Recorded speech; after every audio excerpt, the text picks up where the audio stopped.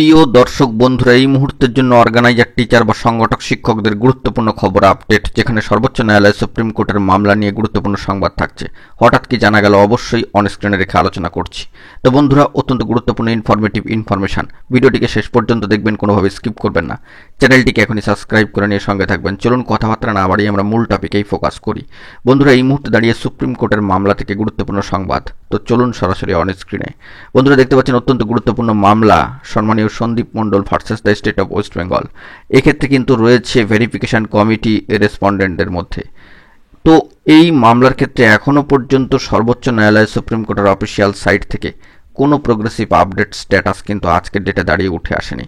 আমরা রয়েছি মাসের শুরুর দিকে, তবে এই মাসের মধ্যে কোনো চেঞ্জেস স্ট্যাটাসে আসে কিনা সেই দিকে আমরা ফোকাস রাখছি। অত্যন্ত গুরুত্বপূর্ণ। রেসপন্ডেন্টের তালিকায় রয়েছে কিন্তু একাধিকজন, সেখানে the verification committee of West Bengal board of primary education. বিষয়টি মাথায় রাখতে হবে, সকলের কাছে কিন্তু এই বিষয়টি অত্যন্ত ইম্পর্টেন্ট।